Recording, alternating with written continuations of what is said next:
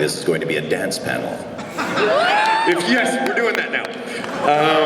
If you want to ask a question, do a little dance break, 15 seconds. I don't know. Make us believe it. Feel it. If you can do choreography from Space Dandy, even more. Or one of the openings from one of the shows, give us a little choreography. Boom, we'll answer your question right away. Oh, or if you're dressed as one of us from one of the shows, you get preferential treatment.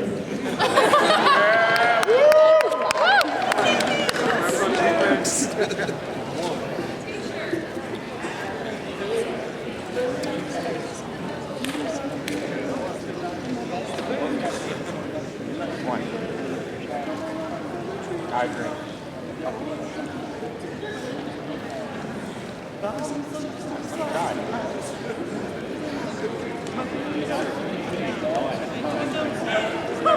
Can we come up now and ask questions? What? Yes? Can we come up now and ask questions? We'll announce that momentarily. We're just waiting to... Okay. We haven't had our time to meet each other yet. We're geeking out now, and then that way we can be professional for you in a minute. Or I have no intention of being professional. Thank you. Who does that anymore? That's why you're my favorite. Special time is important.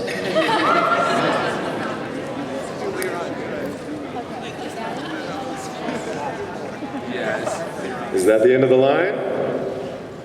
Is everyone in the building that wants to be in the building? All right, the rest of you are all screwed. Let's start this party. First thing I want to say as we start out, I know it was written as Cowboy Beebop versus Space Dandy.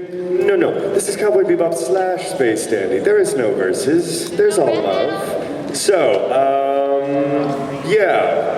We're going to introduce ourselves real quick, and then we'll break into a Q&A, which apparently is already starting to line up. So why don't we start over here? We like organization. Hi guys, I'm Steve Blum. I'm a voice actor from LA.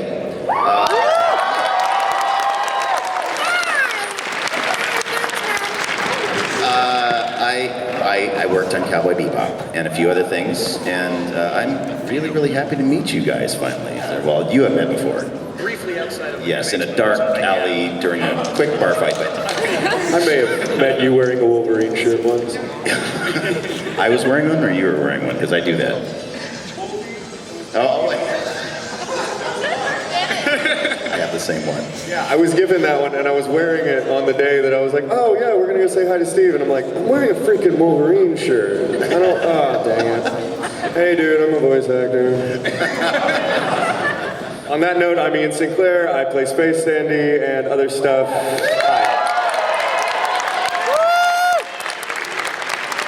And I am Joel McDonald. I played Meow in Space Dandy. And I also co-directed the series with the amazing Zach Charles Holton. So yeah, it's me. Yeah, so ask us questions. Let's see. Wow. I know, right? Entirely too big of a More guests than the last panel. Like Todd, Johnny, Patrick, and Robbie. What was the panel? It was Sailor Moon panel. Ah, yep. See, why wasn't I invited? Are you Sailor Moon? No. Oh, okay. I don't know everything he's been in. But I look really good in that outfit. No, I don't. Wash that from your mind right now. All right, that's Fanfics are being written now. Well, you were the first person to walk up, so we'll go boom, boom, boom, boom, boom, boom, boom. Yeah. Please. Okay, two things. You are in Tenkai Nights, right? Yes. Who did you play? I played Granox. And I was Boreas. Boreas. Yes, That's Guardian right. Boreas. You know who I am, right? It's kind of hard to see. Oh, well, We have I'm lights in our eyes. Ceylon Jones. What? I'm Ceylon Jones. Oh, Sailor Jones? Ceylon. Oh, Sailor. Yeah, I'm one of the first cosplayers. I don't know anything. You'll have to, just right out of the gates, I don't know Okay. anything about anything, and I haven't even seen Tenkai Nights yet, so forgive me. Yeah, it's one of the less popular ones. But I've heard, I go in the studio, I barf it out, and there it is. So thank God you're watching it. Thank you for watching it. Oh yeah, I love that show. Really fun to work on. It is. Yes. Okay. But two. Sorry. And okay, Space Dandy. in the last episode of season 2, you said you were like when Dandy was attached to that thing and he was like. Can I pause real quick? Yeah. How many of you seen the end? Raise your hand if you've seen the end of Space Dandy. I haven't. Oh man, let's try to keep spoilers at a bit of a minimum because it's like a third of them who haven't seen it. Okay, I'll ask another one then. Yeah, sorry, because that ending. Yeah. Yeah, we'll talk about the earlier episodes, but let's leave the finale on for now. Yeah. Okay. I know they explain the plot at the beginning always, but are they ever going to like, I know this is like part of the Japanese one, but are they ever going to like continue like the first parts of the episodes? Like, I remember in that one episode, Dandy dies. Oh no, that's fine. Yeah. Yeah. Dandy dies in a lot of episodes. Oh, yeah. Yeah, and then he like supposedly meets I think it was like planet, and he's like, "You're the most beautiful planet," and then yeah. it like stops at one point. Do they ever continue that? Because that's really annoying. How it just stops, and then it's like, why does it not continue? Well, they all do continue. We just don't see it.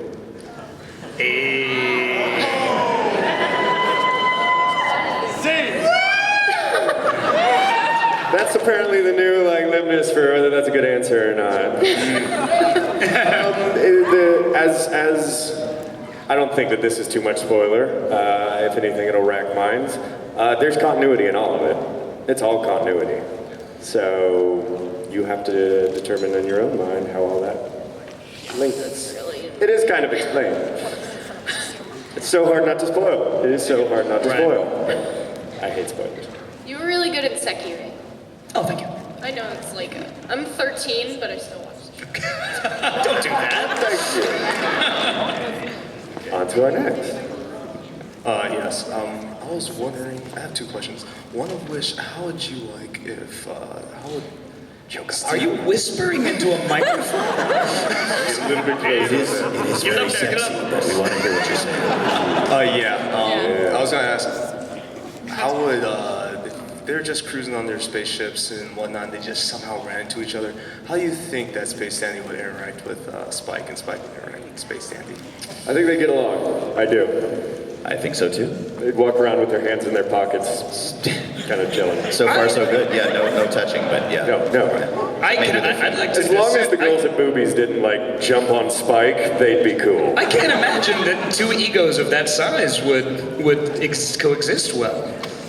I don't think Spike is openly egotistical, but I think he's got his own kind of thing going on, and Dandy is just a caricature of ego. Yeah. So I don't know. Might be too alpha. It might be, or they may both go with the flow together. Hey, all right. Oh, Bring it all like back. water.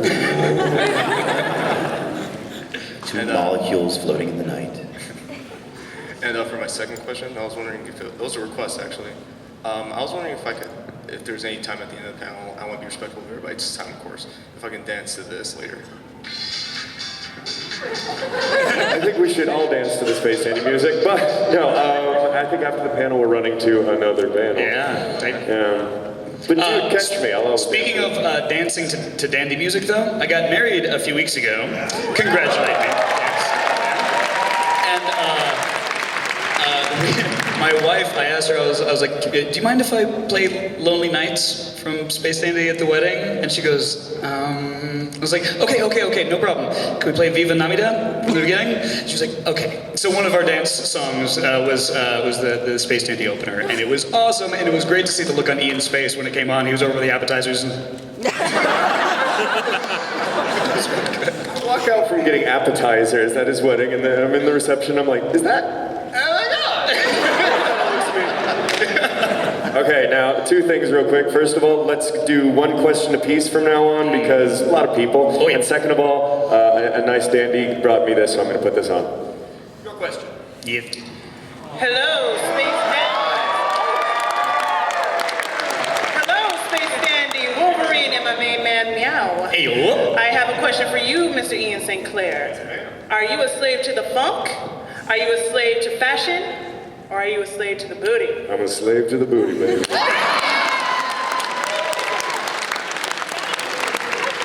For the record, so am I. Funky booty is also acceptable. See? A little bit of both. And then your turn. Hi, I just wanted to say first, Steve, I've been a fan ever since Toonami Tom. I mean, I love it to death. But my question is, are Space Dandy and Cowboy Beebop set in the same universe? I noticed they both use woolongs as a form of money. Okay, here's the thing. I've been doing my research, and I've been watching a lot of Bebop. I won't say I've finished it, but I plan to. However, I will say this. The one connection that I've seen so far, besides Wulongs, is in episode 4, maybe 5, there's a character that everybody calls Mom, whose world domination plan is to infect humans with a virus that turns them back into apes. She looks like an older version of Scarlet. And in my mind, I decided that after the missed connection between Scarlet and Dandy, her future spun off into a different little dimension where she went absolutely mad and decided to end humanity. So, I don't know, maybe. And was Dr. Gel her first experiment? Okay. All right. We're done. No, there are other references. The fridge is there from Toys in the Attic, and Vicious's Crow is there. Vicious Crow. I was like, oh my god, it's yeah. So there's our answers. Thank God there are experts up here. Massive Dandy nerds. Like, and let me clarify before I say that again. I know how egotistic that sounds. I'm like, I love Space Dandy. But what the Japanese did is they put together an amazing show, and we were just every single week blown away by everything we'd see, and we had no idea what was coming, and it was an amazing, like, crazy ride. So we're fanboys. Yeah. Just lucky that we got to work on it, yes? Holy shard, I'm so happy to talk to you. Glad to talk to you, baby. I have a question. So, between the two girls in Space Dandy, Velvet and Honey, which one do you personally prefer more, or the character has more in common with? Velvet. Velvet, huh? Scarlet? Scarlet. Oh, Scarlet, my bad. I got you. Scarlet or Honey? I'm a Scarlet man myself. Yeah. You know, because the booty's still there, but she's got a little spice to her. Yeah. You know, Honey, I know is smarter than she lets on. Oh yeah. But I don't know. The ditziness is kind of a turn off for me. It always has been. I like a smart woman that can argue with me and win. Yeah. I mean, and after the Scarlet Dandy date episode, that's. Oh man, people are gonna think that's my pairing that I like. I like the two of them. But I also am a comic book nerd, so I've loved redheads since I was a kid.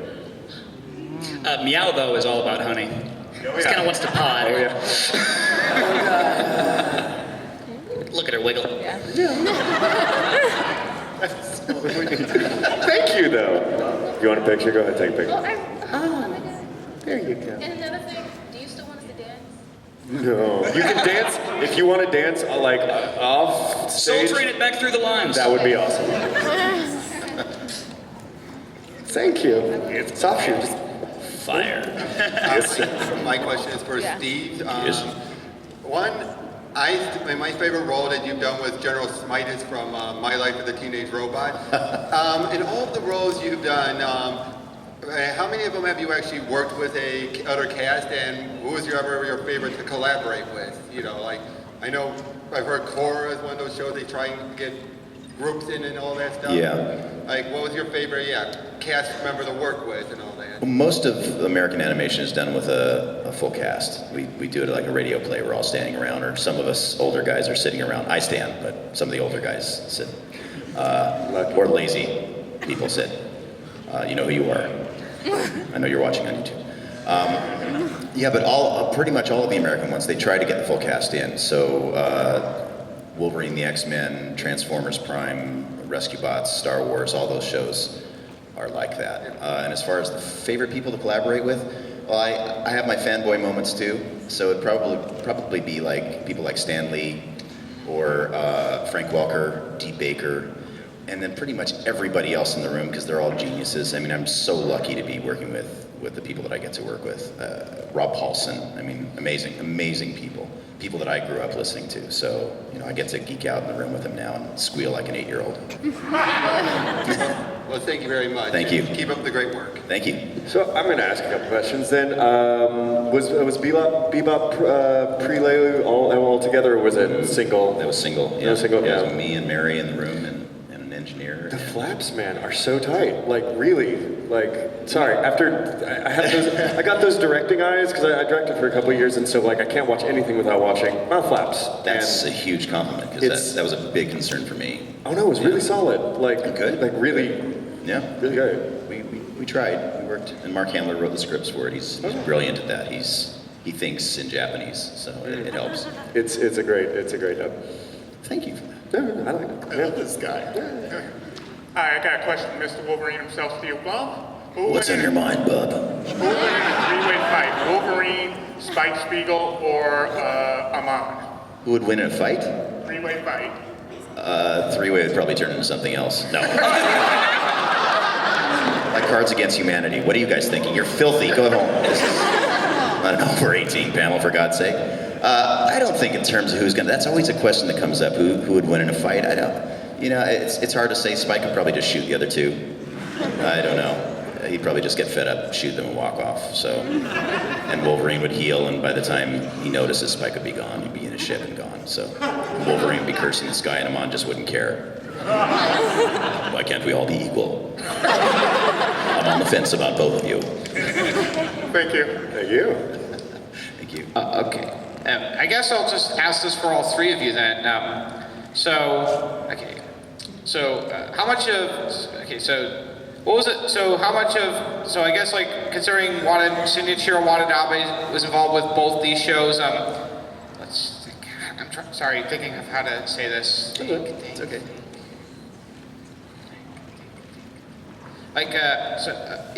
Besides those, how much of Watanabe's other work do, like, at least for Ian and Joel, have they seen, like, Samurai Champloo, Kids on the Slope, or Terror and Resonance? Have any of you, Steve has also done Champloo and all. I guess, how much of Watanabe's work are all three of you familiar with besides the ones you've worked on?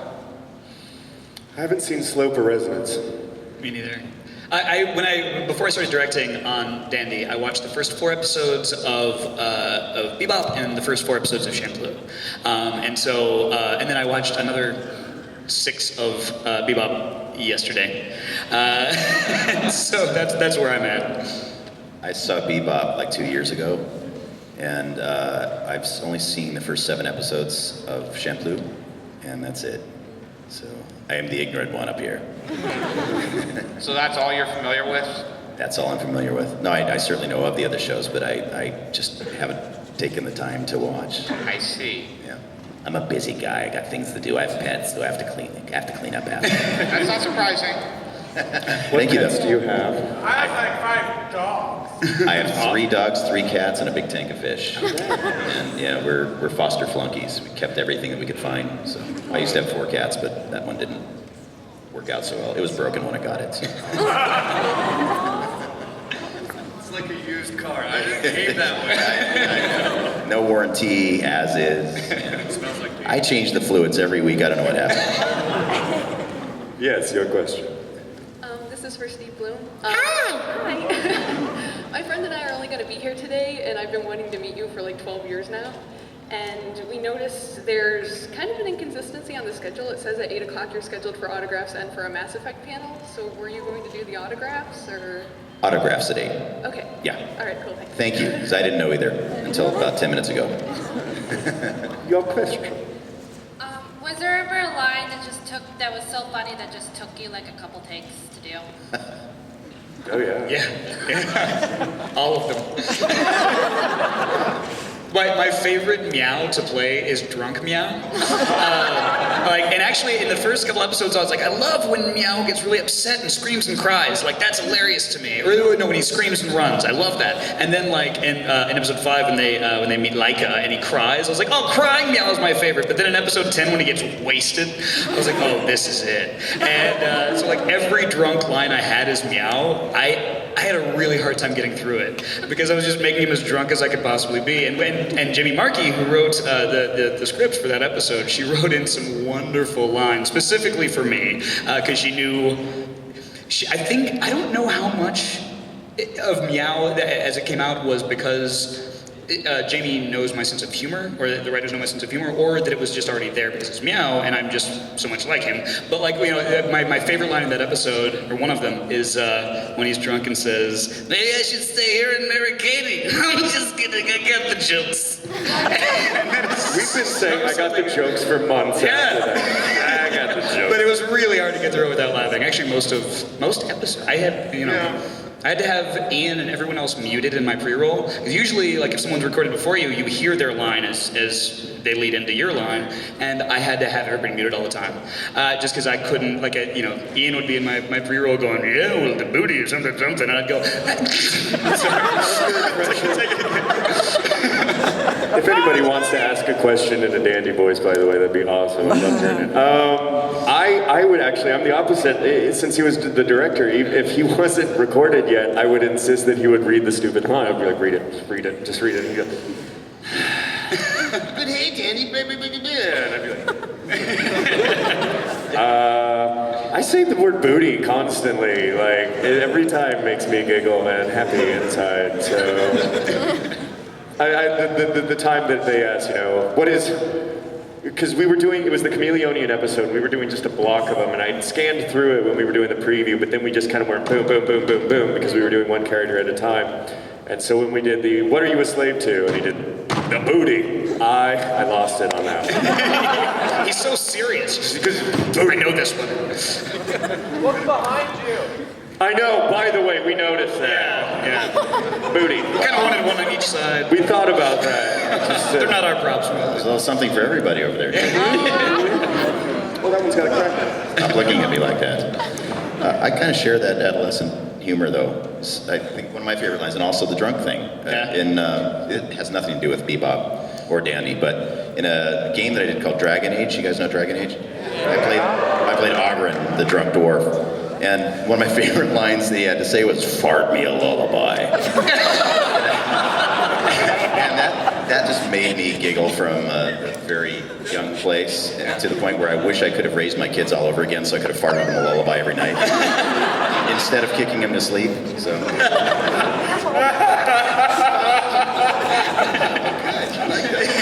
Good laugh. Say fart. Farts are funny. Farts are hilarious. Not my farts. My farts are deadly. No, don't do it here. Don't. We said dancing, no farting out there. Okay. What can we answer for? This is for Steve and Ian. Have you guys ever heard of the song "The Soaker"? Soaker? No. Some people call me the Space Cowboy. Oh, yeah. So which one of you is the true Space Cowboy? I'm a space dandy. He's the gangster love, baby.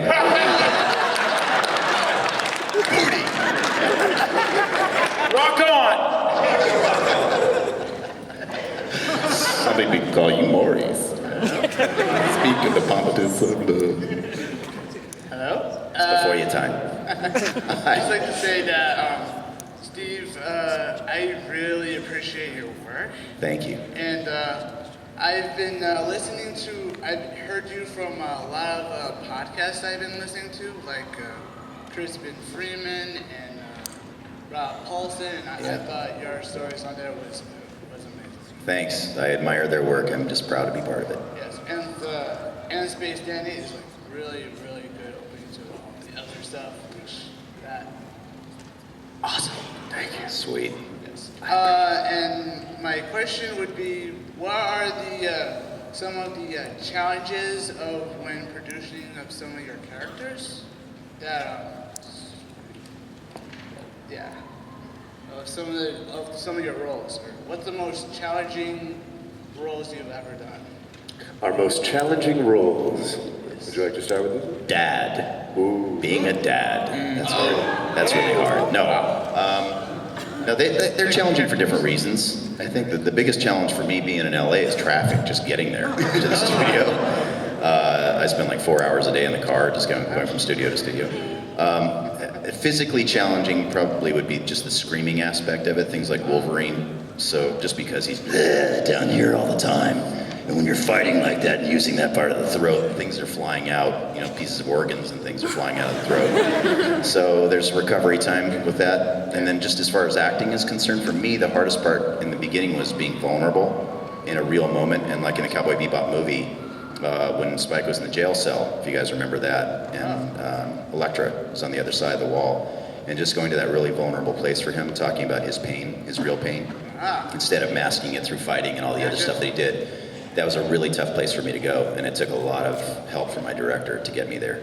So that was probably the most challenging thing I've ever done. Physically challenging is Toriko because I had to learn how to sound like I'm way bigger than I am. Not really a big guy, but I had to learn how to sound like it. And that's one of those taste blood kind of things. Yeah. You're like, irony. Blood. Yeah, when I saw that. There was that, and I'd say Brooke was really hard because my natural laugh sounds like Sheldon, so I had to learn how to laugh.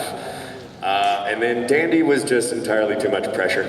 And but there were so many different things I had to do for Dandy, like the multiverse Dandy episode. I had to come up with. Say what? That seems challenging. I saw the multiverse one and the chameleon one. The chameleon was surprisingly easy because it was I recorded me as one of them and then went back through and then responded to me as the other one. That one was easy. When they come up to you and go, hey, okay, so in this new episode, you've got to come up with 10 different versions of your voice that still sound, that are still Dandy but sound like they're from different actors. And I'm like, okay. Japanese did it. Yeah. That and when they sprung the singing on us and they were like, hey, guess you hope you can sing. And hope you can sing like musical theater, because it's going to be on TV. And if you can't, we're just going to have the Japanese version, and this is going to be the one episode that isn't dubbed, so no pressure. So there was that. But all in all, it's all three of those have been enormously rewarding. It's the ones that are challenging that are most rewarding. I mean, if everything was easy, then there's no growth, there's no excitement in life. My most challenging role, it was my first large role, was Jacuzzi Splat in Bacchanal. Because it was very high pitched for me. And I tend to do the younger, higher sounding guys, but I had no idea what this guy sounded like or needed to. And so I just decided when Tyler Walker asked me to audition for that one, I just decided to do my best Greg Ayres impression. And I discovered pretty quickly after getting cast that I can't do that for very long. Because it's so up here and so whiny and scratchy and come on guys, let's go over there and fight kind of thing. Of course that's not exactly his tone, but yeah, so that one was really physically challenging because I couldn't really stay in the voice for very long. I just wasn't a trained voice actor at the time, not really now. But I'd say most recently my most challenging role within Space Dandy was Lady Meow in the multiverse. I only had a handful of cues, but I happened to have gotten really sick a week and a half before, and I just hadn't gotten healthy enough yet. And so we did Lady Meow, and I was like, oh, it sounds too scratchy and masculine. I can do better. Just give me another day to clear up a little bit. And they're like, well, we're sending this to Cartoon Network today. And I was like, so I'd love to go back and do another pass at Lady Meow, but Zach tells me it's hilarious that it sounds kind of like a dude. What would it sound like?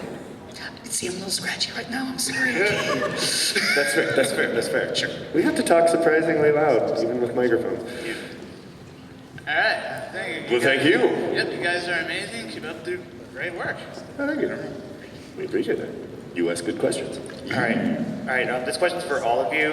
Did you ever think that for Space Dandy and Cowboy Bebop that recording the first 3 episodes that it was going to cause something like this to happen, just so much of a fandom? No. Oh, come on. Yes. No, we yes. knew. It's the new Watanabe. I knew that there would be a tension, but if we were awful at it, it wouldn't have, Oh, no, that's true. It's we don't know how it would go. Yeah. We knew there would be a tension. I was just telling him, the reason I think people paid attention to it was its pedigree. It's the new Watanabe. And so we had all the pressure, but we had no idea how it would go, because it was a recording process that Funimation had never done before. And frankly, we didn't know what was happening next episode to next episode. We really loved the episode that we saw, and then we were like, what the hell's happening next week? Oh, that's weird. All right, cool. And it was just a succession of that. We knew that a lot of people would see it because it was on Cartoon Network, but We have been very grateful at the response. It's actually been enormously heartwarming. I mean, somebody let me steal their jacket, and I'm not giving it back. Thanks, dude. No, I had to know that it was going to be. I mean, the first thing we got was the animation for all of the main characters, and you can just look at these characters and know that there is something really special going on. And knowing that Watanabe is the best in the world at pairing music and an animation style and these really fun, engaging characters. Like I knew that there was going to be something amazing. What I didn't know at the time was that the animation style was going to change every episode, and sometimes the music style would change, with an episode. And so like whatever I was expecting, like I had these wild expectations of how amazing it was going to be, and then it was that amazing times 26 episodes because every episode added something else. And by the end of it, I was blown away. I can't believe I got to be a part of it. And yeah, we are all very blessed, very, very blessed. Well, I'm sorry, we were having a little sidebar here. Yeah, we had no idea with Bebop either. They said that it was becoming big in Japan when we started recording. And I wasn't privy to what was going to be happening from episode to episode. I would come in and everything was a surprise. I didn't even know what was going to happen in the last episode until that day. And they liked it that way. They liked that I was kind of kept in the dark, and I was kind of a newer actor too, but I think that actually helped the show. I think that actually helped the intent of the show. So we were so eager to make it good no matter what happened. And all of us were so hungry for something really great. We'd all worked on a lot of really lesser pieces of work up until that point. And the moment we saw it on the screen, we thought that this is really something spectacular. And we just want it to be as good as it can be. We had no idea what the influence was going to be out here. And I still didn't know until probably 5 years ago when I started really coming to cons a lot. And people started saying that these shows were part of their childhood. That freaked me out. And I was thinking, God, you grew up okay despite that. But you just, we're kind of in a bubble, and we do our thing, and it goes out there in the world. And if you don't watch it like me, you have no idea what people are ingesting and taking to heart. And thank God you guys did. All right, thank you. Yeah, that was the big different weird thing for us with Dandy was because we were still working on it as it hit the airwaves. So we were 6 episodes in when the first one came out or something like that? I don't know. Maybe 6 episodes? Maybe 6. So we got to get instant feedback of oh, I love this, I love that, and all that. And while we were doing cons while still recording first season. Never happened. Yeah, usually you're in the booth, you do something. A year and a half or so later, you might bump into, a year and a half or so later is when it's released. That's when you're announced first. And then maybe 6 months after that, you go to a con and somebody says, "Hey, good job," and you're like, "I vaguely remember that." But yeah, with Space Dandy, it's almost like, Ian and I come from the theater world. We've both done a lot of stage work, and so we are used to, at least in that arena, instant feedback. Applause, hopefully. Gasps, even more hopefully. Boos, probably. But yeah, so we're used to that instant feedback, and for us to do this work that is just as challenging as stage work, and then to not have any feedback and to not know, maybe people hate it, maybe people like it, what do they like, what do they don't, you don't know that for years, and by then you've already done 6 other crap things, because you didn't know. But Dandy was great, because, a few weeks later, people are going, nah, you guys aren't bad. So that was nice. Well, and I loved the fan theories because nobody knew what the heck was going on and what was going to happen next. So I would get inundated with these well, obviously next episode is going to be blah, or obviously next episode this person's going to come back, and it's because I didn't know. Now, it's one of the things you said that was interesting is, yeah, you guys got it one at a time. So did we. And tell me if you felt this way. It's kind of nice to you put yourself in the character and you just take it as it comes. You experience it, and that allows you to go from a very real place because you're not thinking about your character arc. You're just thinking, what moment am I playing? Well, on that metaphysical level, we're living in the present, doing it every episode as it comes. And everybody else in the room knew more. Did they? The director, she had seen the whole arc. She knew everything that was happening before me, but she wouldn't tell me a thing. That's awesome. And knew that I have no memory anyway, so that worked in my favor. Me neither. But yeah, I love living in the present. I love doing that with every show that I can. Yeah. It's funny, there's this big reveal in the final episode. There's this one character, don't you spoil it, don't say it, turns out to be not what we thought. And so about most of the cast had known kind of ahead of time, like, about this character's change. And we would talk to him and see McCons go, oh dude, you have no idea. Then we did a panel with the Japanese directors and writers and everything. And he goes, real quick, did you guys let the Japanese actor who played my character know about the ending? And they go, oh, no. How did he feel about that? He was not happy. We kept it from that actor up until he was actually recording it. Which actually there is. I don't know if it's going to happen or not. I'm going to go ahead and say it though. Zach Bolton directed the final episode, and he knew that this big reveal, this big like epiphany moment, was about to hit this actor in the face, and so he actually, they're previewing the entire scene. Lasted a little over a minute. He actually takes his camera out or his phone, and he slips around and he just barely puts the camera up next to the window by the whisper room, and he secretly records the actor's reaction to witnessing his character's reveal, and it's brilliant. And it's just this like kind of slow burn, kind of like just his hand kind of gets incrementally closer to his mouth. He's just like.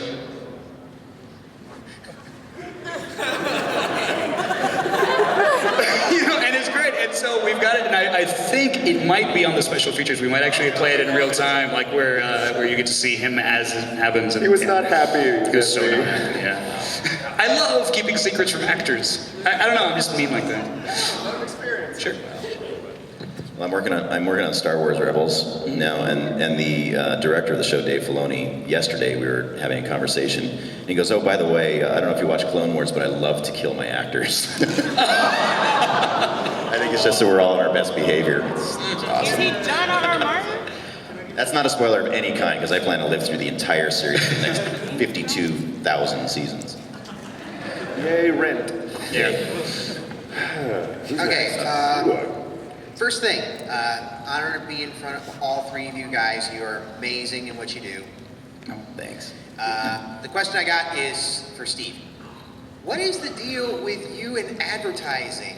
I mean, there's you working with 7-Eleven, there's you playing that wandering stick figure who keeps coming across different brands of food and drink. Prime Man. What's the deal with that? Well, they pay me, and I get to pay rent.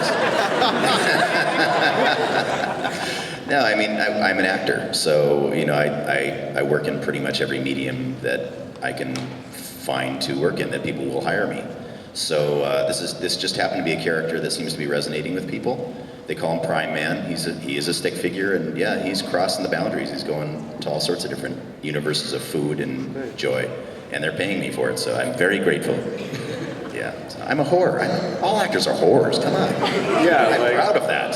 Anime isn't like 10% of my income. Most of what I do is commercial. Like a lot of voice actors, that's how you make your bread and butter. Because anime itself and some of the game stuff isn't enough to make a living. So that's why you do commercials. And yeah, you'll be surprised. The more if you get on like the Sirius and all that, or not, Sirius doesn't have commercials. I don't know, but some of the iHeartRadio stuff, like when we went into LA, we sat around and went, oh my God, that's Rob McCollum. Oh my God, that's Jeremy.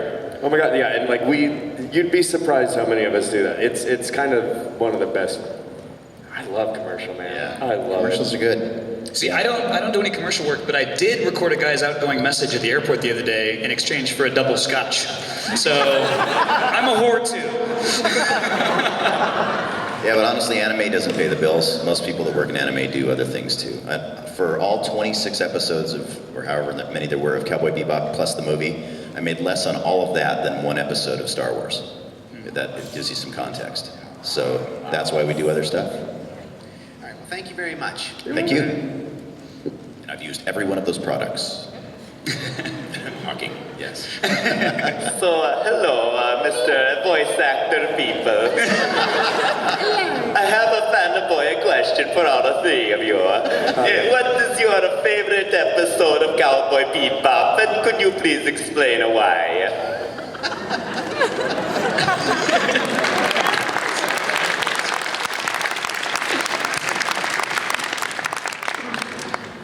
My favorite was the introduction of the Welsh Corgi. I don't remember the name of the episode. Ein, yes. Yeah. The dog. I don't know. There was something that was really innocent and fun about that one. It was sweet. I like that. I liked, and I can't remember his name. It starts with an A. The cowboy. Andy. Oh, Andy.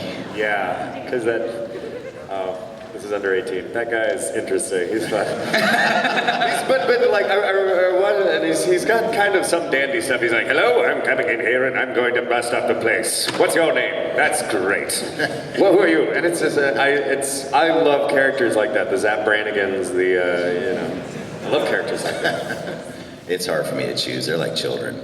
There are a few of them that stuck out in my mind, like the one with LeFou, Mushroom Samba, just because it was so weird, and Toys in the Attic. I love Toys in the Attic too, because it was just weird and different. So, I don't know. But they're like children to me. I love them all for different reasons. Thank you, grazie. Thank you. Molto bene. I like that guy. This is really intimidating, going after Luigi. Okay. I have a question more directed towards directing and with the script writers, I guess, the translators. How closely did they work with Watanabe and the production team in Japan for Space Dandy and for Cowboy Bebop, when it kind of started in the middle over here, it's still kind of in the middle over there. But yeah, how closely did you guys work with them? Not necessarily with the voice acting, because I know that's kind of separate, but as a director and with the person writing the script, how did that all work out? Well, I know that the scriptwriters worked off of a direct translation. We have a translation department at Funimation, and every time we license or send a contract for a series, we give the episodes as they appeared in Japan to our translation department, who then breaks it down and writes out a very clunky and very over-detailed transcription, basically, of the entire episode. And what they'll do, it's not necessarily word for word, but they'll try to get the idea across. Like, here's what they're saying, and then there's a column on the right where they say, here's what they mean. Or this is a joke, here's why it's funny. Right, like when you're saying, like with Meow, like how write in some of the jokes, like I got jokes. Right. Did someone like approve that, or No. We did not. We got very little approval for anything, really. We try to stick to and not just with Dandy, but with everything. We try to stick as close to the translation as we can. But for anyone who speaks or has studied multiple languages, direct translation is nearly impossible. There are just things, there are phrases that don't necessarily translate. Like I'm studying Japanese a little bit myself. There's a phrase when you meet someone, you say "Yukkuri onegaishimasu." That means "please be kind to me," but we generally translate it as "nice to meet you." So there's going to be, and take that from that's just hello basically, and expound that out to the entire language. And yeah, there's going to be some variation. But what we try to do is, there's a joke here in the Japanese. Okay, we could basically translate that same joke into English. But then we'd have to explain to an American audience why it was funny in Japan. So what the writers would do is they would, especially in the comedic moments, take a little bit of artistic and creative liberty, but more or less we were kind of given free rein. There were actually some things that became important down the line that we didn't know about at the time. So we stuck as close to the translation as possible in fear that we might bite ourselves in the butt if, down the line if we didn't. But at the same time, we wanted to stay true to the tone and the humor and everything else. So yeah, they kind of let us do what we wanted, and if we kicked something back to them and they looked at it and said no, then we changed it. But that never happened. And that director aspect? The directing aspect, no. I was. But honestly, though, there were so many things. The animation and the music drive so much of it that the directing almost takes a back seat. And once we put together just an amazing cast, I didn't have to work very hard, to be perfectly honest. I at no point ever called anybody and asked, is this okay? But I will say, when I got to meet one of the Japanese writers and a director and an animator not too long ago, and actually you were telling me this, you had talked about the Dansingian episode with Tandra Volta. The Japanese production team working on that episode had decided that they really, really wanted this character to be like George Clinton. Everything was Parliament Funkadelic. And I, having never met them or talked to them or anything, when I cast the actor and the first day that I was telling him what we were going to be doing, I was like, I really want the voice to come from a place of George Clinton, Bootsy Collins, just bring some funk into this. And luckily I had a musically inclined actor who knew exactly what I was talking about and was like, oh, done. And so, yeah, I didn't have to talk to them because it was so much what was there in the episode that it kind of guided me there anyway, if that makes any sense. So, I've talked long enough. As far as I know, we received pretty much finished product from Japan. And Mark Handler basically was given the translations, the literal translations, and he just conformed them.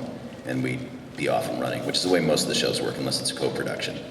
So I don't know, I could be wrong, but I don't think there was really that much interaction with Japan. I think they gave us the scripts and they said, you've got to sort of stay close to it. And that was their only restriction. We kind of went with it from there. Thank you. Thank you. Dandy. Hey, how are you, babies? Doing good, baby. I just want to say thank you guys for coming out here because it means a lot to all of us. So I really appreciate that. And just a quick thing, I've been watching Cowboy Beebop since I was a kid, and I really fell in love with it. And when I heard Space Dandy was coming out, I freaked out, and I just absolutely, obviously love it. So I actually have a question for all of you, and that is, for the characters you play, Spike, Dandy, I'm wondering, do you find any qualities in them that you yourself have? Oh yeah, I'm a martial arts expert.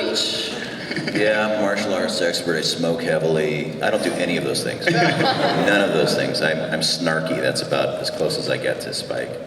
And at that time, when I was recording it, I was really lonely and pissed off a lot of the time. So that sort of worked. But other than that, not really. No, he was who I wanted to be. I wanted to be that badass. That he let me let out the inner badass. I'd like to pretend like I'm not like Dandy.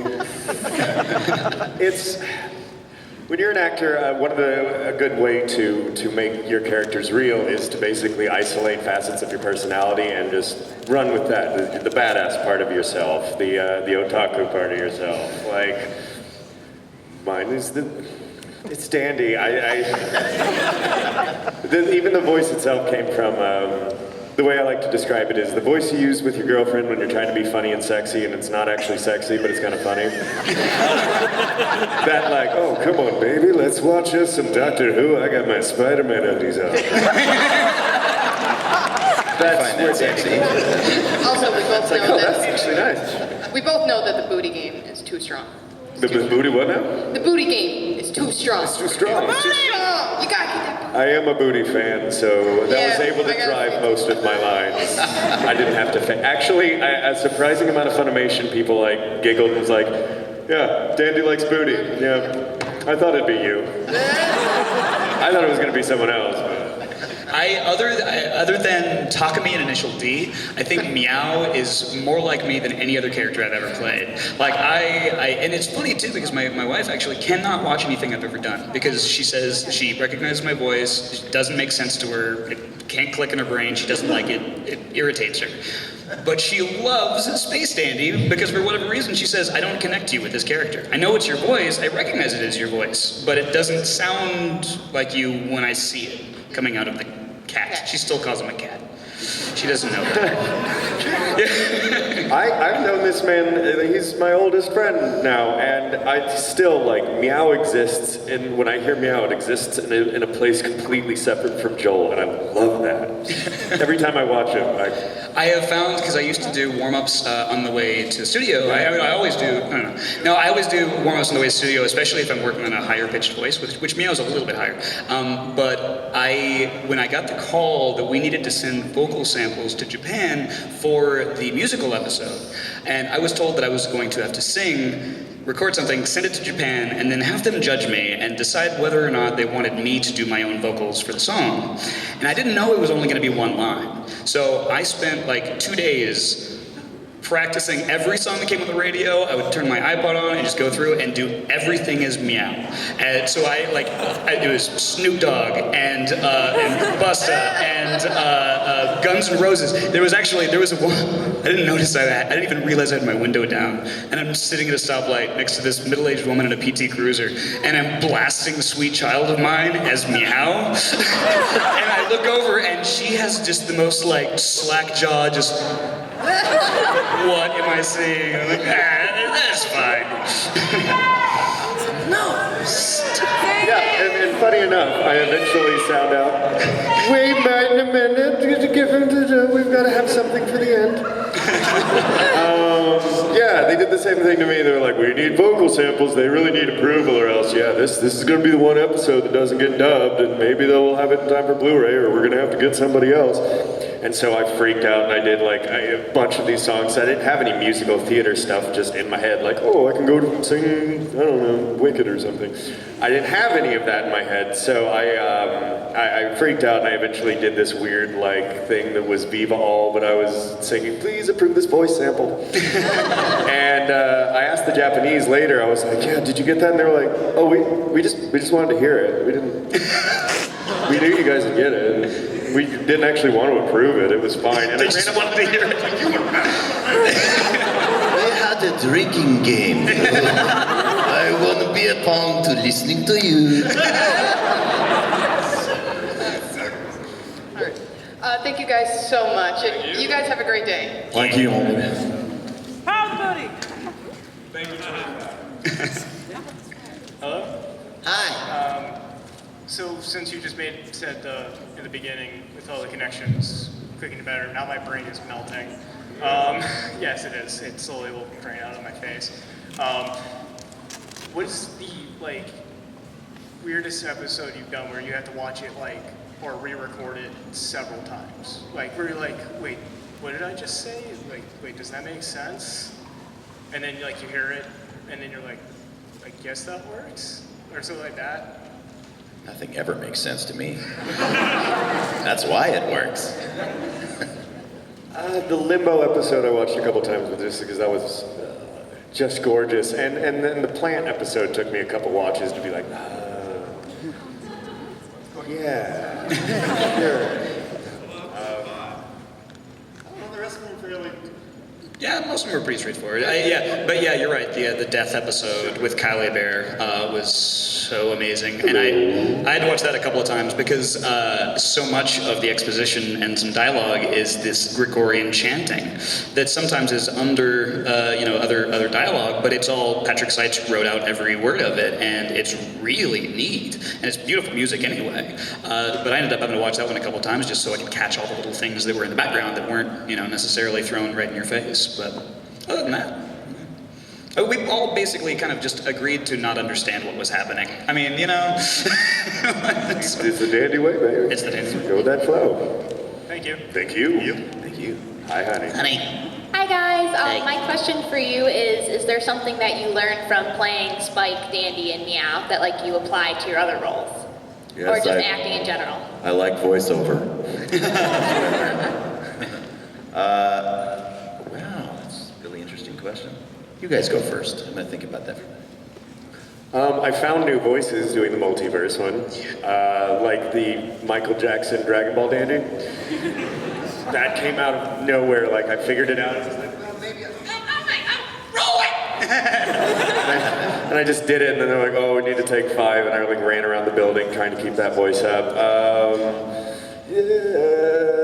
Honestly, try to relax a little bit more in general. I mean, there's a lot about kind of going and being in the moment that I've always really dug, but I've tried to do that more and more through the role. But yeah, weird new voices and weird new voices. I got it now. I learned that I was actually an actor on that show. So I'm not a trained actor. I'm not like these guys who've actually done the classical training. I thought I was going to be a musician for years, and I had no idea. I sort of fell into it by accident. I've been doing it for years, mostly in creature voices and stuff. And this was such a big role for me that I was always feeling like I was screwing up and they were going to find me out at some point and then recast. And so it was actually towards the end of the series that I had a conversation with the director, Mary McGlynn, and I said, I just feel like I'm getting away with something here because maybe they should have a real actor doing this. She said, what do you think you've been doing for all these years? She said, you're an actor, you're not. And I said, but yeah, I'm just doing voices and stuff. She goes, voice acting is acting. And I learned the distinction then. And so when people make that separation now between actors and voice actors, and some voice actors get really bent out of shape about it, I can almost understand it because I was one of those people who really didn't understand that's what that is. And so I learned that I was an actor on that show. That was probably the biggest lesson that I had. I think what I learned from Meow is that I have been pushing comedy too hard. I think in a lot of cases that like I would want to make a line funny, and that it was important to me that there needs to be a laugh here, and that's what's going to make this character good. And I think with Meow, I kind of realized that a lot of the humor, at least with him, and and potentially other characters down the line, can come from a pretty relaxed place. He's a lot of his lines are responding to people as he's tweeting. so he's kind of distracted, and it didn't make him any less funny. And I think I just realized that a lot of times I overplay, and nobody can sense desperation like an audience, and I think that makes it less funny. So I think I'm slowly in the process of learning to relax and let the writers be funny. I don't have to be. You know what I mean? So yeah. Thank you, guys. Do you think there is any correlation or irony with D&D's profession being hunting the strange and unique, yet him as a person is very strange and unique himself? Yeah, I had one of the theories I kept reading online. People were like, "It's going to turn out that he's a rare alien," and in a lot of ways. It's Dandy. Too much thought. No, Dandy doesn't think that much. Dandy is just kind of like, yeah, cool, movies. Hey, how you doing? That's it. That's. But yes, if he would be baffled by the irony that he couldn't even spell. Thank you. Did I answer you? Are we good? Are we good? Is that one answer? Bueno. Sweet. Yay. I just wanted to say I kind of hosted the Space Dandy Cowboy Beebop shoot, so I want to thank Ian and Joel for showing up for that for a little bit. I didn't mean to get everybody, but my question was for Ian. In the episode with Dandy and Scarlett going on a date, a lot of dates, what was kind of your interpretation of that? Or what was your opinion on that? Like, did you kind of ever see that kind of storyline ever happening, or like, did you also get kind of mad about the ending? Oh, we all went, trains! I loved seeing hashtag F trains, like trend after that episode, effing trains. The thing with every episode that I did with Dandy, because his entire character can be boiled down to going with the flow, as he says in that very big speech early on, and because I had no idea what was going on, as an actor, I let go, and I'm by the way the actor that will, even if I'm a small part in a series, I will watch that series. So I'm like, okay, this is where my character arc is doing. That way I can add in some subtext here and some all this other kind of extra stuff. This was a show I couldn't do that for, and I had to just take the moment by moment. I didn't know what was going to go on with Scarlett. I didn't know how it was going to go throughout the episode, but that's kind of how they led me through every episode. And it worked. It really worked for me to do that, because it was just, Dandy gets dropped places and goes, huh, what's going on? Okay, hi. Hit on that? Okay, I'll do that. Hey, how are you doing? And that's his everything. So I have to just kind of go with it as it's happening in the episode. And I was like, oh, did we just talk about Chuck Norris? That's awesome. This is a good episode. And then by the end, I was like, so we kiss? Oh, okay. And then, it was, so all of it was just kind of bewildered experiencing it.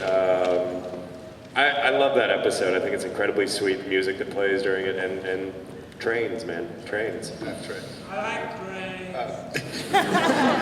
It's that one train. Steve, you're awesome. I just need to make sure you... Thank you very much.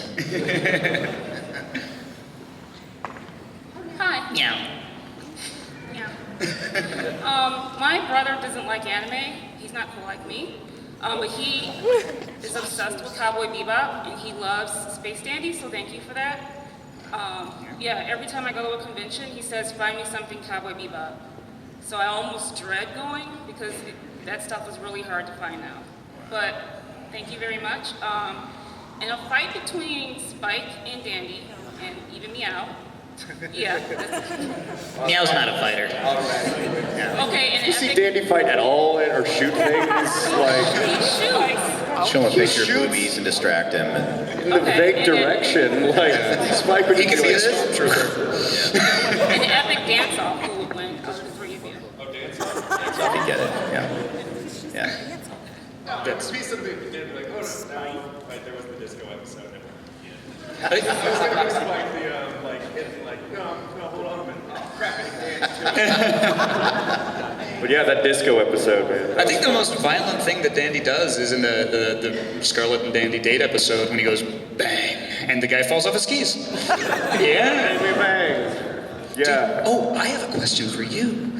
Did I hear that you have a forever Bebop thing on your body? I do. Sweet. Yes, That's the sound file? that is the audio file for the word bang. And it's taken directly from the show. So this is with background music and everything else. It's actually taken directly from video. I put it in my Pro Tools, took a snapshot, brought it to my guy. So that is bang. I forever wear him. Nice. In honor of the engineers, they knew about your tattoo. They gave me "Stay Dandy, Baby" in case I ever wanted to. That's my last bit as. That's so cool. I love this show. So It's cool. a good show. That's awesome. Thank you very much. Thank you. Thank you. Thank Yeah, you, and I'm sorry about 15 your brother. minutes. I'll finance your whole operation. No, I won't. I'm a liar too. Besides being a whore. We got 15 minutes left, so we're gonna try to go quick with it. So because there's already lines. First and foremost, it's awesome that you guys are here. Steve Blum grew up watching Bebop ever since I was 12. Quick question for you guys. How do you think Dandy would react if he met Faye? And how would Spike react if he met Scarlet? I don't know how Spike would react, but I think we all know how Dandy would react. Moonwalk over. Spike's pretty hung up on Julia. I don't know.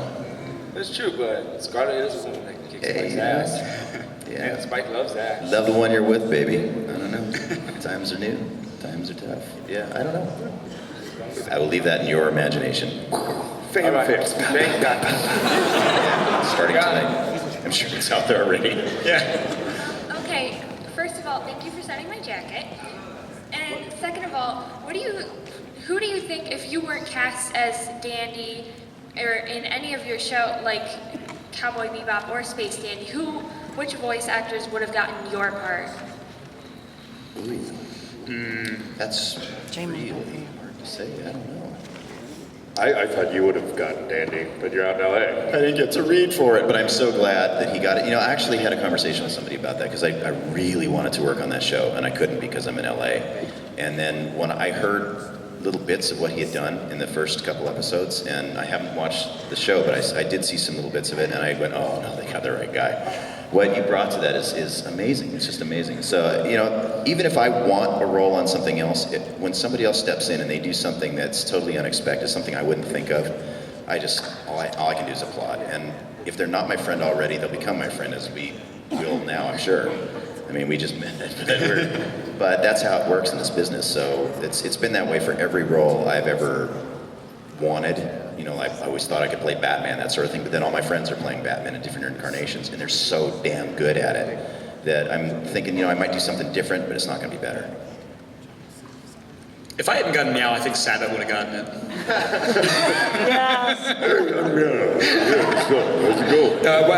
Dandy was one of the first, it was actually the only time I can think of that I broke my own cardinal rule. I always tell people who come into audition, you know, of course it says on the audition sides, pick 3 characters. And there are people all the time who come back and they're like, I didn't pick 3, you pick, you know, or whatever. And that irritates me already because you skipped the first instruction, whatever. But then there are certain people who will just pick 1. I want this guy. And I always tell people, you're shooting yourself in the foot, man. Like, you know, maybe you're not right for these other characters, but, you know, that's not for you to decide, it's for the director. So, you know, pick the 3 that best kind of give you a range, blah, blah, blah.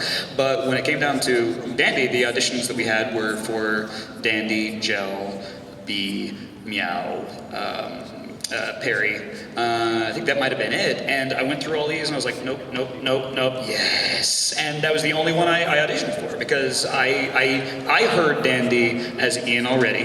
There were a couple that I missed on a little bit, but I knew which one I wanted, and that was the one I did. So I'm glad it worked out. I auditioned for Meow.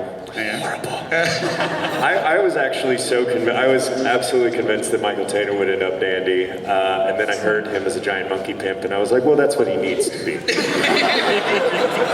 Because he's a giant monkey pimp. The smartest darn monkey pimp you've ever met. That's true. Thank you for your question, though. Thank you so much for coming. Thank you. What's up, dudes?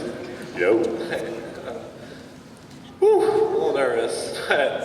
I think what you guys do is really important. And then, anime can be very generic, you know, your shows actually affect me. Like, they make me think, they change who I am. An art form that is truly art, and I really, really appreciate that. I'm just gonna go off those. It's called Cowboy Beebop. Me and my roommate Alex was in a dark place when I met him, and I feel like watching that show, it just really helped him. Pulled us close as friends. Space Dandy, oh god. My roommates, 2 of my best friends I'll ever have in the world over there. We bonded over Space Dandy, you know? Just hanging out, watching Space Dandy, going with the flow, talking about boobies, you know what I mean? But it's the perfect show because it's a simpleton and all these incredible ideas are just thrown at you. Yeah. So, thank you, first of all. Awesome stuff. Thank you. Second of all, who's your favorite Super Smash Bros. Character? Pikachu! I've been playing as Toon Link. I don't know why. I was Captain Falcon guy back in the day, but I feel I'm cheap with Captain Falcon because all you hear is Falcon kick, Falcon punch, and me winning. So I do Toon Link, to be fair to everyone. I say that, but in the last con I was at, an 8-year-old came up and challenged me, and I think it was 6-0. He wailed on me. It was disgusting. I stopped playing games when my kids were old enough to play because they kicked my ass. God, Dad. Yeah, I'm not from your country. One last thing, if it's okay. My best friend in the whole wide world, his name's Colin. We call him Big Papa. He's in Florida, and he wanted to come here so bad. So can I get a little send-off from all of you in your respective voices? You know, Spike, Dandy, and Miriam. Sure. Is that cool? Yeah. Sure. All right, let me get mine. I gotta have your video ready. Oh, that Dandy, you gotta end it with Baby. Really? What? Back to Dandy voice. Yes. You have the penguin. No! All right, guys. Big Papa? Yeah, Big Papa. Big Papa. All right. First? Yeah. Right. See ya, Big Papa. Bang. I love it when you call me Big Papa. Stay dandy, baby. You know, Biggie Smalls is actually the official musician of Beetlejuice. Thanks, guys.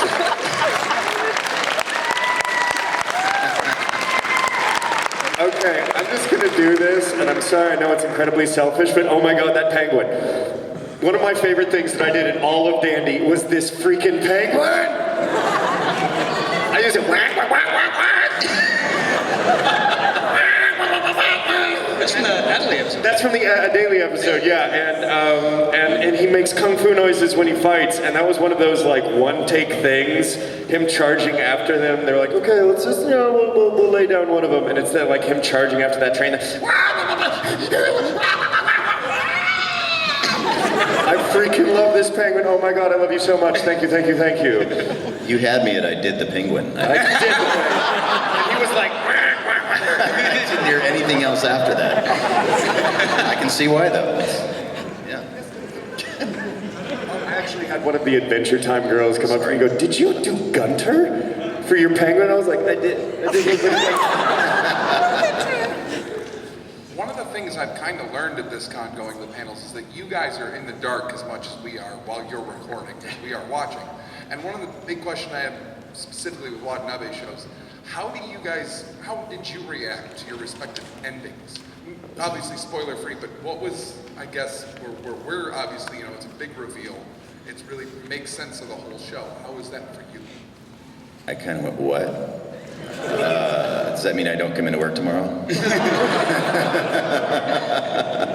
Yeah, I was really surprised. I had no idea. And we actually cried in the booth. That was brutal. That hurt. That was really, I got very attached to the show by then. And I was very hurt by that. But it was perfect. The ending was perfect as it was. I couldn't question it. It was Watanabe's vision, so. That's what is awesome about how he does it, and everybody says, oh no, it's only 26 episodes, but he's able to wrap it up so perfectly that you're just like, it shouldn't go on. It needs to exist as it is. I can't think of a better ending for Dandy. We did a bunch, actually we ran around to each other, be like, did you know that this is what's gonna happen? And since it reveals so much at the end, it was huge discussion around the office, and it was, yes, it was, we wept for what, 5-7 hours? Yeah, something like that. Just in a puddle, punching the wall. Yeah, no, we all actually, without knowing it, tweeted pictures of us like it was like. Yeah, I spent like the last day that I got to direct Dandy was a really rough day for me, and then the last day that I got to voice Meow was a really rough day for me, I tried to just laugh it off best I could, kind of keep your head down, keep moving forward, all that kind of thing, but it still kind of messed me up a little bit. I was really, really sad to say goodbye to one of the characters that really was, the most like me, the most fun for me. Like it was just all these things that all these other characters aren't. As much as I love them, this one's mine, But I'll tell you what really put me in a better mood is those 3 white words that pop up on the black screen at the end of the finale. I don't want to give that away, but that gave me a little ray of hope. I just wanted to thank all 3 of you because definitely Cowboy Bebop was the show that got me into anime when I first saw it on Adult Swim. Space Dandy recently was the show that got me back in and had me marathoning like a fanboy again. So I want to say both of you, thank you respectfully to all of you for really keeping me in this. Thanks for watching. Appreciate that. Hello again, Ian. Hi. So, this is like a request. Will you please do Space Dandy and Brooke interacting with each other? Ooh. Hi. You're weird. Yeah, but do you like Benties? Oh yeah, baby, I do. We're gonna be friends. All right. For Youmacon, I'm going to crochet you a Space Dandy doll, so I will give you that when Youmacon does come. Awesome.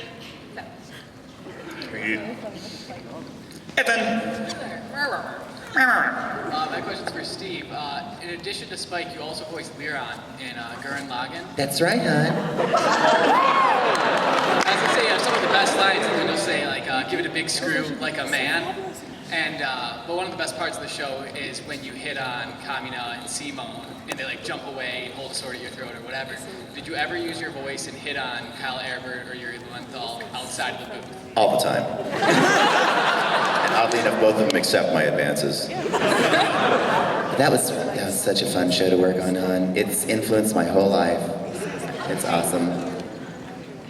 He sounds exactly like his tagline is when you screw it in, give it a hard, manly twist. He's a giant robot mechanic. What do you think? Reads Boys Life magazine.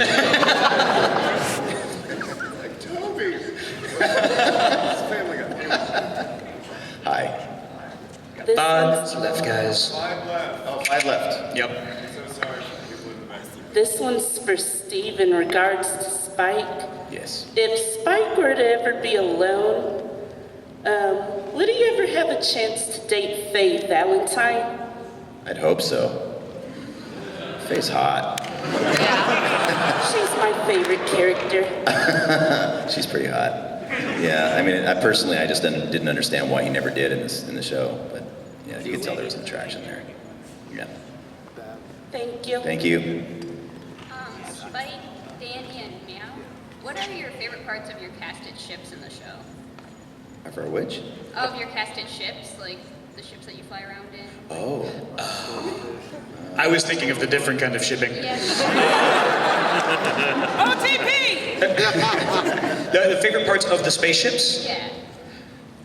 Okay, well, all right. First off, I will. I'm gonna get to this. All right, I'm gonna show you guys something here in a second that I've never shown anybody before. You're the first people to see it. Get excited now, but we'll get to that. Not too long ago, several months before we started on Dandy, I was talking to my then fiance, and I was man, I really want to get another tattoo. And so I was kind of going through some art books, and my sister's an artist, and I was going through all these different things, and I really wanted a pinup girl. And so but I just couldn't find one that really spoke to me, I guess, I don't know. And then I watched the very first episode of Space Dandy when we got it, and the logo of the Aloha Oi is a pinup girl in a hula skirt with a ray gun. So Ian went with me one night to Denton. Excuse me. Oh